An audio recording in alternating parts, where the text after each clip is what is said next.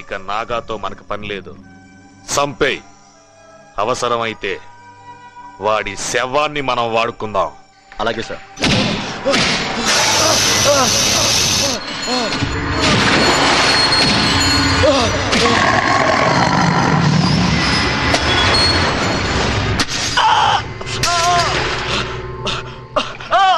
చూస్తారేంట్రా? వెచ్చండి వాడిని.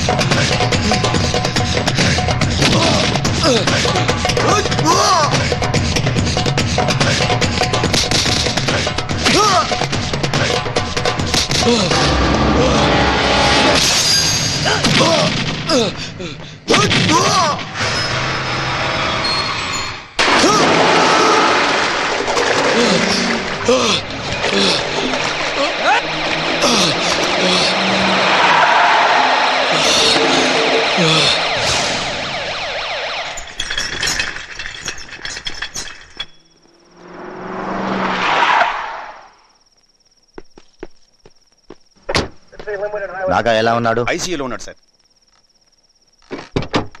Sir Surya here sir. నాగాని జాగ్రత్తగా చూసుకోండి. Yes sir. ఎల్లుండి కోర్టులో హాజరుపరచాలి. Sir. This is CM order. Okay sir.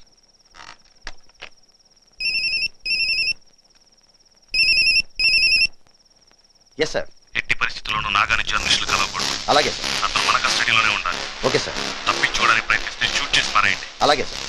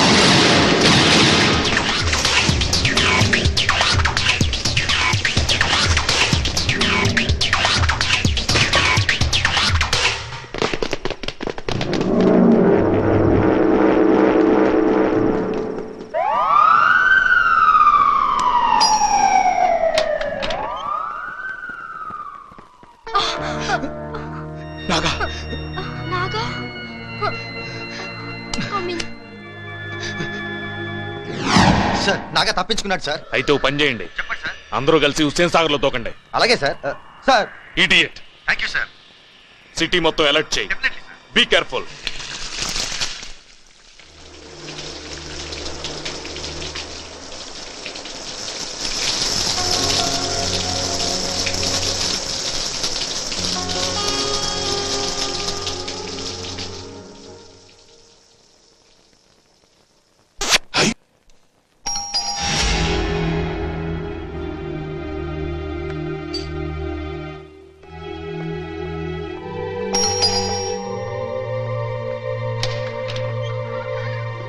Hi. Hi.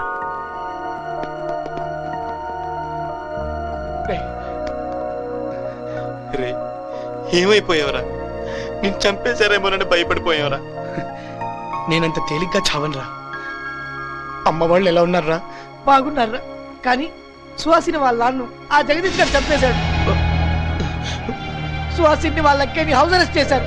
Naga, నువ్వు కోర్టుకు హాజరు కాలేదని చెప్పి సీఎం గారిని నిన్నేదో చేశారని సీఎం గారిని రిజైన్ చేయమన్నారు. ఆయన వెంటనే రిజైన్ చేసేసారా? రై, మనం పొరపాటు పడ్డావురా. సీఎం గారి నిరాహార దీక్షని డిస్టర్బ్ చేయించింది, మా నాన్నగారిని చంపించింది ఆ హోమ్ మినిస్టర్ జగదీష్ గారు రా. రై, నా దండ పెట్టుకుని సీఎం పదవి కోసం వాళ్ళ నాన్న నాటుకోరా. రై, ఇప్పుడు మనం ఓ పని చేయాలరా. నా మీద వాళ్ళు ఇంకా ఎఫ్ఐఆర్ ఫైల్ చేయలేదు, కానీ నేను కనిపిస్తే డెఫినెట్ గా నన్ను కాల్ చేస్తారు. రై, నేను వెంటనే యాంటిసిపేటరీ బెయిల్ తీసుకోవాలరా. దానికి మీ సహకారం కావాలరా. ఒరేయ్, ఏం చేయాలో చెప్పు, నీ కోసం ఏం చేయడానికి మేము సిద్ధం. అవునరా.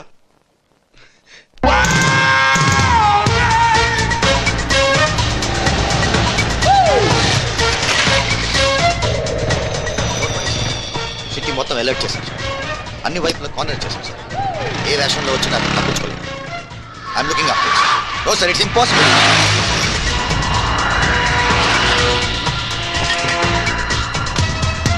Hey! Hey, you! Naga, catch him! Come on! రేయ్, ఓకే. అరే రండ్రా.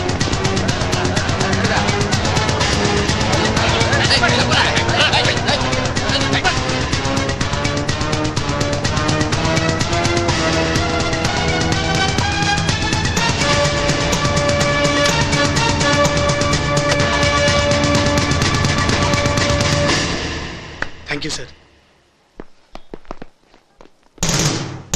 యా.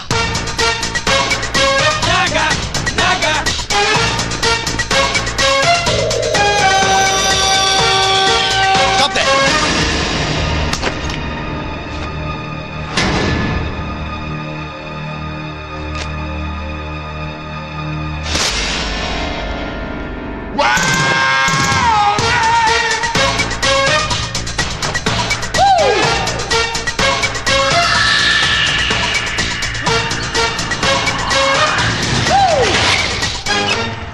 మొత్తం ఎమ్మెల్యేలు అందరూ హోమ్ మినిస్టర్ గారు పక్కకెళ్ళారు సార్.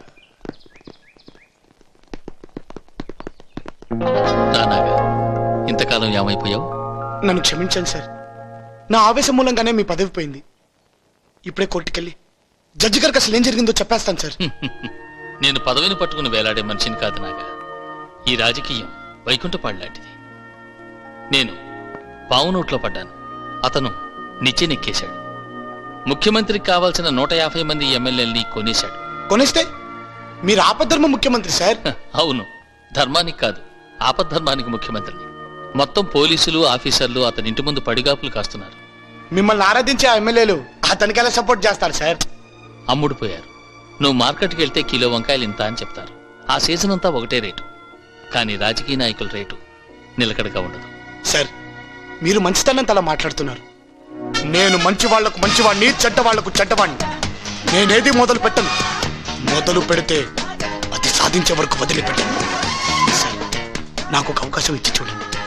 మొత్తం ఎమ్మెల్యేలందరినీ మీకు సపోర్ట్ గా గవర్నర్ గారి ఇంటి ముందు నిలబెడతాను. నువ్వు కుర్రాడు, ఆవేశం నిన్ను ఇలా మాట్లాడిస్తావు. ఇది ఆవేశంతో మాట్లాడే మాటలు కావు సార్. ఈ రోజు ప్రతి స్టూడెంట్ మీ వెనకాల ఉన్నాడు. మీకోసం ప్రాణాలు ఇవ్వటానికైనా సిద్ధంగా ఉన్నాడు సార్. కుటుంబం కోసం చచ్చిపోవడం కంటే, కులం కోసం చచ్చిపోవడం కంటే, మతం కోసం చచ్చిపోవడం కంటే రాష్ట్రం కోసం చచ్చిపోవడంలో రాజసం ఉంది సార్.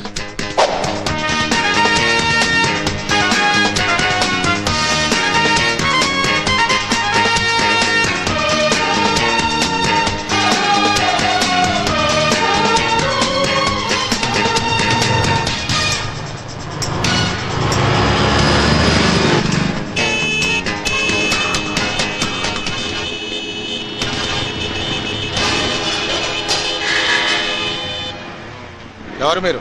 జగదీష్ యూత్.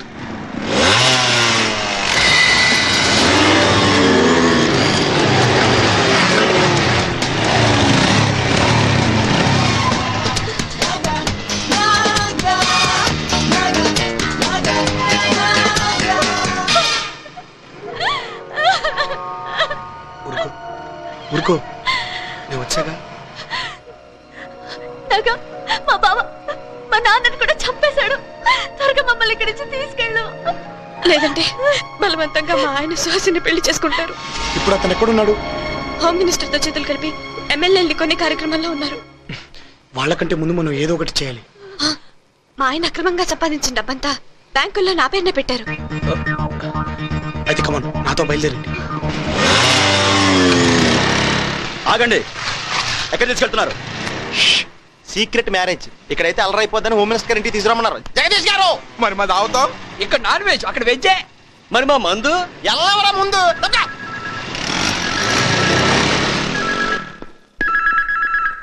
హలో, అంతా ఎక్కడ చచ్చారా? ఇంతసేపు ఫోన్ ఎత్తలేదు. అమ్మగారు అక్కడ మీ తానకే వచ్చాడు కదా సారు. నాకాడికా? మిమ్మల్ని కాపలా కాయమంటే నా దగ్గరకు వచ్చారంటారేంట్రా? జగదీష్ యూత్ అని మీరే కదా సారు అంతమంది పోరగాళ్ళని ఏడకు పంపించండ్రు. జగదీష్ యూత ఎక్కడికి తీసుకెళ్లారా? హోమ్ మినిస్టర్ తానికి. హోమ్ మినిస్టర్ దగ్గర. ఏంటయ్యా ఫేస్ లో ఫీలింగ్ అట్లా మారిపోతున్నాయి ఏంటి? నాకాడొచ్చి మా ఆవిడ్ని మరదల్ని తీసుకెళ్లాడంట. వారిని ఎన్నాళ్ళు మనం మార్చేవాళ్ళం పార్టీలు, ఇప్పుడు పెళ్ళాలు మారుతున్నారు అనమాట. సార్ జోక్ లేకండి సార్. ఎమ్మెల్యేలు కొందామని దాచిన డబ్బంతా మా ఆవిడ పేరు మీద బ్యాంక్ లాకర్ లో ఉంది. లేకుండానే గుండు గీసేసాడండి. నోర్మై, వెంటనే బ్యాంకులన్నిటికి ఫోన్ చేయి.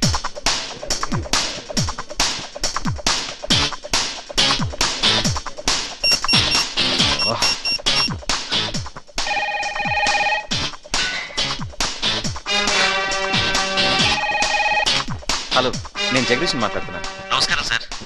ఒక గంటలో నా మిస్సెస్ తీసుకొస్తున్నాను. ఉంటారుగా? ఆవిడ ఇప్పుడే వచ్చి వెళ్ళారు. ఇప్పుడే వచ్చారా? అవునండి, ఎవరో కుర్రాడితో కలిసి వచ్చారు. కుర్రాడితో కలిసి వచ్చారా? Okay okay. హలో, నేను జగదీష్ని. మా మిస్సెస్ అక్కడికి వస్తే వెయిట్ చేయమని చెప్తారా? ఇప్పుడే మీ ఆవిడ వచ్చి డబ్బు మొత్తం తీసుకెళ్లిపోయారండి.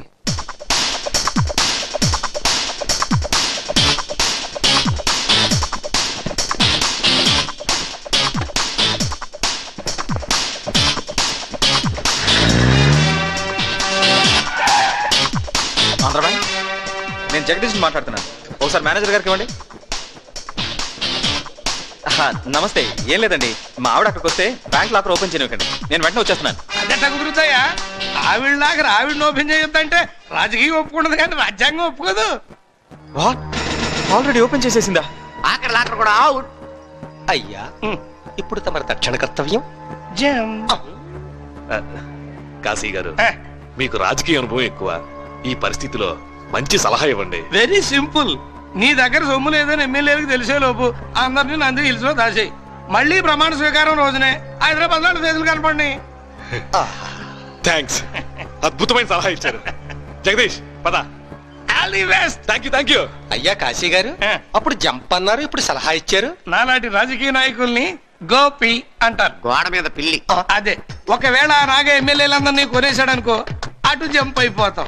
అలా కాకుండా హోమ్ మినిస్టర్ అందరినీ నంది హిల్స్ పంపేశాడు అనుకో, జంప్. అదే అనుభవం తక్కువ అంటే. దీన్ని జంప్ అనరు, క్యాంప్ అంటారు. మహాప్రభు, ఒక్కసారి మీ కాళ్ళు ఇవ్వండి. పొరపాటున కూడా నా కళ్ళు గుంజే అవకాశం ఒక్కడికి కూడా ఇవ్వదు. ఫుల్గా